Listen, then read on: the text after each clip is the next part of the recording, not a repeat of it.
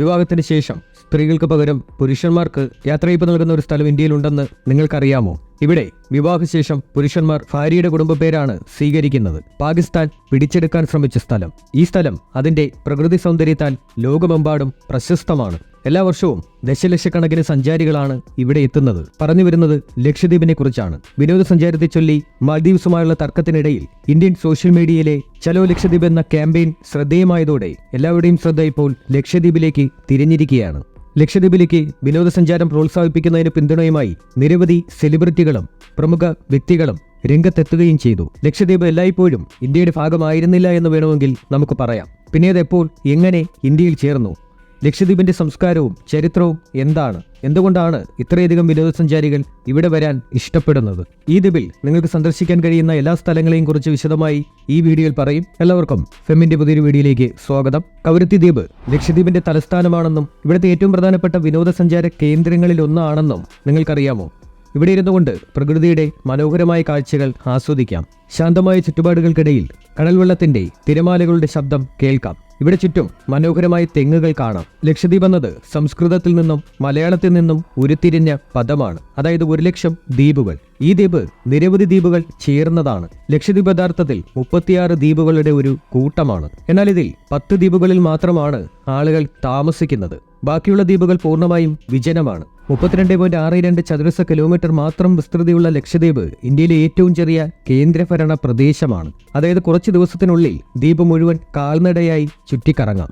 ദ്വീപിലെ ജനസംഖ്യ ഏകദേശം 65,000 ഈ കേന്ദ്രഭരണ പ്രദേശത്തെ ജനസംഖ്യയിൽ ഭൂരിഭാഗവും ഇസ്ലാം മതം പിന്തുടരുന്നവരാണ്. ഒരു ദ്വീപാണെങ്കിലും ലക്ഷദ്വീപിന് നല്ല സാക്ഷരതയുണ്ട്. ചരിത്രകാരന്മാരുടെ അഭിപ്രായത്തിൽ ലക്ഷദ്വീപ് ഒരിക്കൽ മാൽദീവ്സിന്റെ ഭാഗമായിരുന്നു. എന്നാൽ അതിനുശേഷം വളരെ കാലം അത് ഒരു സ്വതന്ത്ര രാജ്യമായി തുടർന്നു. 1956 ലക്ഷദ്വീപ് ഇന്ത്യയുടെ അതിർത്തിയിൽ ഉൾപ്പെടുത്തി. അതിൽ ഇന്ത്യയുടെ ഉരുക്കു മനുഷ്യൻ എന്നറിയപ്പെടുന്ന സർദാർ വല്ലഭായ് പട്ടേലിന്റെ സംഭാവന പ്രധാനമാണ്. മിനിക്കോയി എന്നും അവൻഡീവി ഐലൻഡ് എന്നും ലക്ഷദ്വീപ് അറിയപ്പെട്ടിരുന്നു. പിന്നീട് 1973 നവംബർ 1 അതിന്റെ പേര് ലക്ഷദ്വീപ് എന്നാക്കി മാറ്റി. ലക്ഷദ്വീപിന്റെ ചരിത്രം വളരെ പഴക്കമുള്ളതാണ്. ഏകദേശം 2200 വർഷമായി ഇവിടെ ആളുകൾ താമസിക്കുന്നുണ്ടെന്ന് പറയപ്പെടുന്നു. 11ാം നൂറ്റാണ്ടിൽ ചോള സാമ്രാജ്യവും ഈ പ്രദേശം ഭരിച്ചിരുന്നു. മുസ്ലിം ജനസംഖ്യ കൂടുതലുള്ളതിനാൽ ലക്ഷദ്വീപ് കീഴടക്കാൻ പാകിസ്ഥാൻ ഏറെക്കാലം ശ്രമിച്ചിരുന്നെങ്കിലും ഇന്ത്യയുമായി മത്സരിക്കാനായില്ല. നിങ്ങൾക്ക് മനോഹരവും ശാന്തവുമായ നിമിഷങ്ങൾ ചെലവഴിക്കണമെങ്കിൽ തീർച്ചയായും നിങ്ങളുടെ യാത്രാ ലിസ്റ്റിൽ ലക്ഷദ്വീപ് ഉൾപ്പെടുത്തുക. ഈ ദ്വീപ് പൂർണ്ണമായും മാൽദീവ്സ് പോലെ തോന്നിപ്പിക്കും.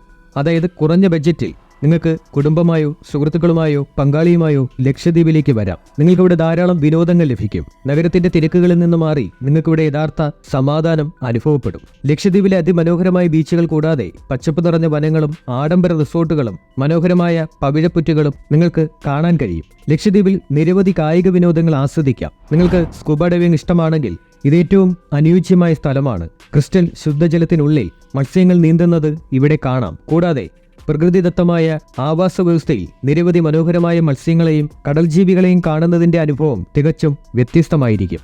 ഇതുകൂടാതെ പട്ടം പറത്തൽ, ബോട്ടിംഗ്, കയാക്കിംഗ്, മീൻപിടുത്തം തുടങ്ങി നിരവധി സാഹസിക വിനോദങ്ങളും ആസ്വദിക്കാം.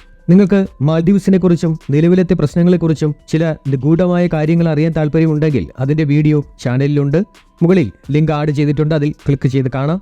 ലക്ഷദ്വീപ് സ്വദേശികൾ കൂടുതലും ആദിവാസി വിഭാഗത്തിൽപ്പെട്ടവരാണ്. കേരളത്തോട് ചേർന്ന് നിൽക്കുന്നതിനാൽ കേരളത്തിന്റെ സംസ്കാരത്തിന്റെ സ്വാധീനവും ഇവിടെ കാണാം. കേരളത്തിൽ ആഘോഷിക്കുന്ന ഉത്സവങ്ങൾ ലക്ഷദ്വീപിലും ആഘോഷിക്കപ്പെടുന്നു. കൂടാതെ ലക്ഷദ്വീപിൽ ഏറ്റവും കൂടുതൽ സംസാരിക്കുന്ന ഭാഷ മലയാളമാണ്. ലക്ഷദ്വീപിന് സ്വന്തമായി ഒരു നിയമസഭയോ കോടതിയോ മുഖ്യമന്ത്രിയോ ഇല്ല. ലക്ഷദ്വീപിലെ നിയമ നടപടികൾ കേരള കോടതിയുടെ കീഴിൽ മാത്രമാണ് നടക്കുന്നത്. കൂടാതെ 5 വർഷത്തിലൊരിക്കൽ തെരഞ്ഞെടുക്കപ്പെടുന്ന ഒരു MP മാത്രമാണ് ഈ പ്രദേശത്ത് ആകെയുള്ളത്. ഗ്രാമപഞ്ചായത്ത് മാത്രമാണ് ഇവിടെ ഭൂരിഭാഗം ജോലികളും ചെയ്യുന്നത്. ജനസംഖ്യ കുറവായതിനാൽ ആക്രമണം, കൊലപാതകം തുടങ്ങിയ കേസുകൾ ഇവിടെ അപൂർവമായി മാത്രമേ കാണാനാകൂ. ലക്ഷദ്വീപിന്റെ സമ്പദ്വ്യവസ്ഥ പ്രധാനമായും കൃഷിയെ ആശ്രയിച്ചിരിക്കുന്നു. തേങ്ങ കൂടാതെ പുളി, ബദാം എന്നിവയും ഇവിടെ ഉൽപ്പാദിപ്പിക്കപ്പെടുന്നു. ഇവിടെ തേങ്ങ സംസ്കരിച്ച് വെളിച്ചെണ്ണയും തേങ്ങ കൊണ്ടുള്ള ലഡുവും ഉണ്ടാക്കുന്നു. ലക്ഷദ്വീപിലേക്ക് വരുന്ന എല്ലാ വിനോദസഞ്ചാരികളും തീർച്ചയായും തേങ്ങയിൽ നിന്നുള്ള ഉൽപ്പന്നങ്ങൾ വാങ്ങാറുണ്ട്. കൃഷി കൂടാതെ മത്സ്യവ്യാപാരവും ഇവിടെ വൻതോതിൽ നടക്കുന്നുണ്ട്. ലക്ഷദ്വീപിൽ നിന്ന് ഇന്ത്യയിലെ പല സംസ്ഥാനങ്ങളിലേക്കും മത്സ്യം വിതരണം ചെയ്യപ്പെടുന്നു. ഒരു വർഷം ഏകദേശം 1,00,000 ടൺ മത്സ്യം വിതരണം ചെയ്യുന്നുണ്ട്. ഇതിനെല്ലാം പുറമെ ടൂറിസം വ്യവസായവും ഇവിടുത്തെ ജനങ്ങളുടെ പ്രധാന വരുമാന മാർഗമായി മാറിയിട്ടുണ്ട്.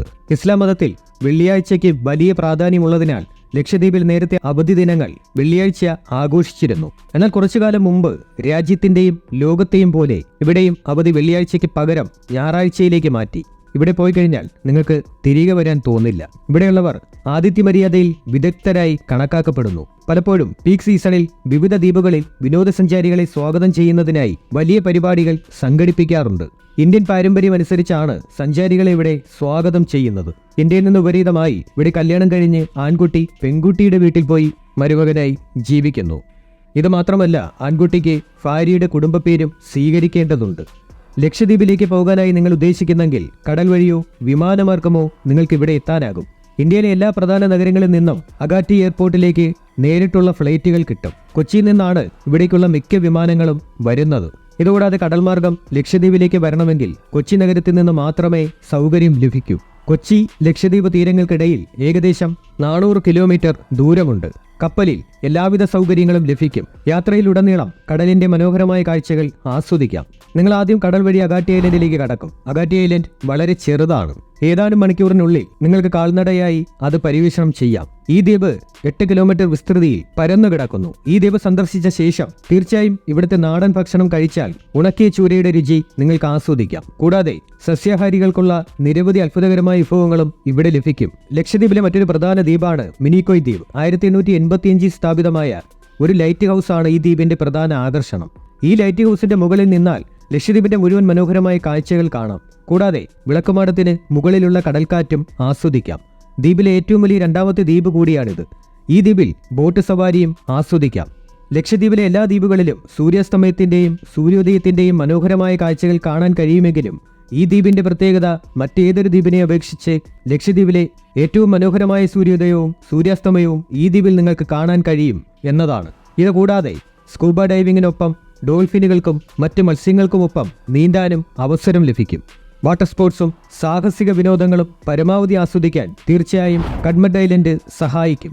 സ്കൂബ ഡൈവിംഗ് മുതൽ പാരാഗ്ലൈഡിങ്ങും കയാക്കിങ്ങും വരെയുള്ള മിക്കവാറും എല്ലാത്തരം സാഹസികതകളും നിങ്ങൾക്കിവിടെ ആസ്വദിക്കാം.